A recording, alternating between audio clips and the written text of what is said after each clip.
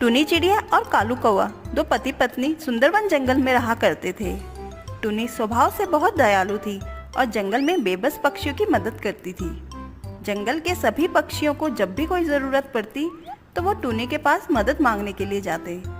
टुनी के इस स्वभाव के कारण जंगल के सभी पक्षी उसका सम्मान करते थे। वहीं दूसरी तरफ टुनी का पति कालू बहुत ही आलसी किस्म का पक्षी था। कालू जी, इतना आलस करना सही नहीं है।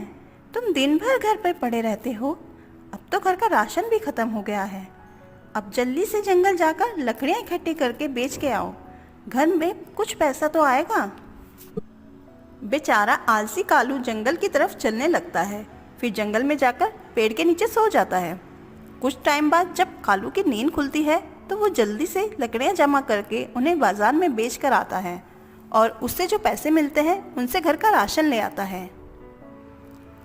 कालू जी, यह तो एक ही टाइम का राशन है। इससे केवल रात का ही खाना बन पाएगा। टुनी, जंगल में जो लकड़ियाँ पड़ी थी मैं उनको बाजार में बेच कर आ गया और उनसे जो पैसे मिले उससे मैं घर के लिए राशन ले आया। अब जल्दी से मेरे लिए गर्मा गर्म खाना बना कर लाओ। फिर टुनी खाना बना कर लाती है। कालू खूब सारा खाना खाकर सो जाता है। फिर अगले सुबह टुनी कालू को जगाती है। सुनिए, उठिए ना। आपको लकड़ियाँ लेने नहीं जाना क्या? अरे, घर कैसे चलेगा? कालू एक आंख खोलकर देखता है और फिर नींद आने का बहाना करके सोने लगता है। फिर निराश होकर टुनी लकड़ियाँ ढूंढने जंगल की तरफ जाती है। टुनी अपना घर चलाने के लिए बहुत मेहनत करती थी। हे भगवान, इस आलसी इंसान का क्या होगा? लकड़ियों को बेचकर हम केवल खाना ही खा सकते हैं। अब मुझे कुछ और काम ढूंढना पड़ेगा। फिर टुनी को एक उपाय सूझता है। क्यों ना मैं एक ठेला लगाऊं? फिर अगली सुबह टुनी अपना ठेला लगाती है और अब अपने ठेले में राजमा चावल पकाती है। टुनी के ठेले के बगल में टुनटुन कबूतर का ठेला था जो बहुत अच्छा चलता था। उसके ठेले में बहुत भीड़ लगी रहती थी। वहीं दूसरी तरफ टुनी के ठेले में बहुत कम लोग राजमा चावल खाने आते। फिर टुनी ठेले को बंद करके घर जाती और कालू कौवे से कहती है, कालू जी, मैंने राजमा चावल का ठेला खोल दिया है। अब हम दोनों को मेहनत करनी पड़ेगी, तब जाकर घर का खर्च सही से चल पाएगा। अरे टुनी, मेरे बस की बात नहीं है दिन भर ठेले में खड़ा रहना। तुमको तो पता है मुझे बहुत नींद आती है। मैं तो चला घूमने, तुम खुद संभालो ये ठेला। फिर बेचारी टुनी चिड़िया को अकेले ही ठेला देखना पड़ता। करे भी तो क्या करे। कालू महाराज तो मौज मस्ती करता और फिर खाना खाकर लमलेट हो जाता। फिर कुछ दिनों के बाद टुनटुन कबूतर के घर के बाहर एक बूढ़ी औरत आती है। वो बूढ़ी औरत टुनटुन के ठेले के बाहर खड़ी हो जाती है और कहती है, बेटा, मेरे पास कुछ चावल हैं, इससे मेरे लिए कुछ खाना बना दे। मैं बहुत भूखी हूँ। अरे, सुबह सुबह मेरा दिमाग क्यों ख़राब कर रही हो अम्मा? गैस मुफ्त में थोड़े ना आती है। जाओ अब यहाँ से। अरे बेटा, बस आज मेरे लिए थोड़े चावल बना दे। ये बातें टुनी अपने ठेले से सुन लेती है और बूढ़ी अम्मा को आवाज़ लगाती है, अम्मा, ओ अम्मा, मैं तुम्हारे लिए खाना बनाती हूँ। मेरे पास राजमा चावल बने हैं। अगर आपकी इच्छा हो तो एक प्लेट राजमा चावल लगा दूँ?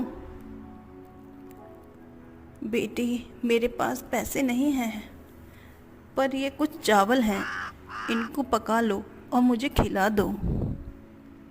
अरे अम्मा, मुझे पैसे नहीं चाहिए। तुम मेरे पास बैठो और पेट भर राजमा चावल खाओ। और जब भी तुम्हें भूख लगे तो मेरे ठेले पर आ जाना। वैसे ही मेरे ठेले पर बहुत कम लोग खाना खाने आते हैं। बेटी, तू चिंता मत कर, एक दिन तेरे ठेले पर बहुत भीड़ लगेगी। कभी मन करे तो मुझसे मिलने के लिए पास वाले मंदिर में आ जाना। फिर बूढ़ी औरत वहाँ से चली जाती है। बूढ़ी औरत के चावल टुनी के ठेले पर छूट जाते हैं। टुनी के ठेले पर ज़्यादा भीड़ न होने के कारण वह बहुत दुखी रहने लगी थी। काश मेरे ठेले पर भी टुनटुन कबूतर जैसी भीड़ लगी होती। फिर टुनी अगली सुबह पास वाले मंदिर में जाती है और भगवान से प्रार्थना करती है। उसकी आवाज़ बूढ़ी औरत को सुनाई देती है। वह आकर देखती है। अरे बेटी, क्या हुआ? क्यों रो रही हो?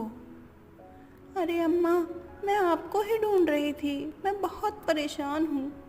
मेरे छोटे से ठेले पर कोई नहीं आता। मैं मेहनत करके राजमा चावल बनाती हूँ, पर मेरे राजमा चावल खाने के लिए बहुत कम लोग आते हैं। बेटी, तू रो मत। मैंने तुम्हें चावल दिए थे। हाँ अम्मा, मैं चावल लेकर आई हूँ। बेटी, वो चावल कोई मामूली चावल नहीं, जादुई चावल हैं। उनको अपने पास रखो और जब भी चावल बनाओ तुम कुछ दाने चावल के खाने में मिला देना।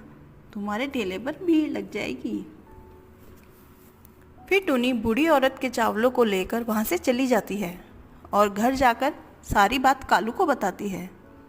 अरे टूनी, वह कोई पागल रही होगी, तुम्हें उस पर विश्वास नहीं करना चाहिए। फिर टुनी अगली सुबह अपने ठेले पर जाती है और राजमा चावल बनाने लगती है और थोड़े से चावल अपने खाने पर डाल देती है। राजमा चावल से इतनी अच्छी खुशबू आने लगती है कि टुनी के ठेले पर लोगों की भीड़ लगती है। टुनी यह सब देखकर बहुत खुश हो जाती है।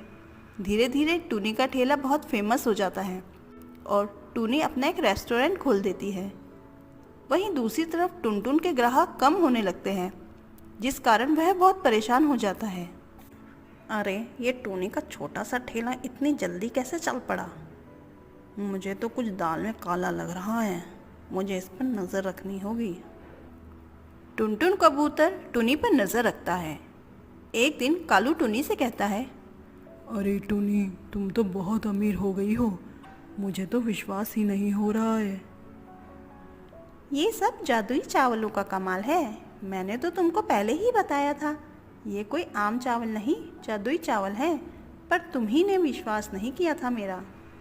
ये सब बातें टुनटुन कबूतर टुनी की खिड़की से सुन लेता है। अच्छा, ये बात है। इनके पास जादुई चावल हैं, इसलिए टुनी इतनी जल्दी अमीर हो गई है।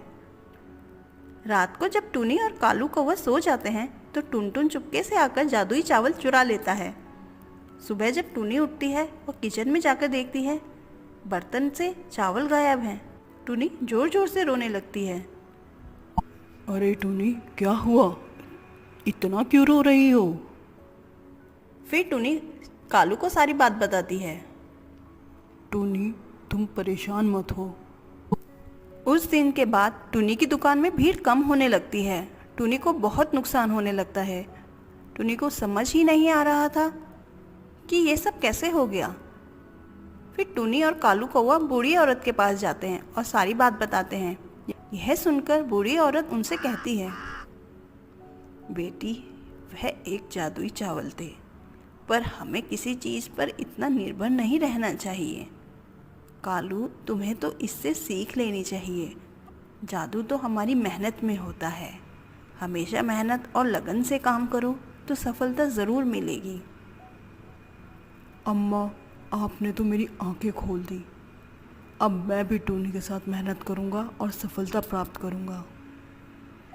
फिर टुनी और कालू वहाँ से चले जाते हैं और दोनों बहुत मेहनत कर राजमा चावल बनाते हैं। देखते ही देखते उनकी दुकान पर फिर से भीड़ लगने लगती है।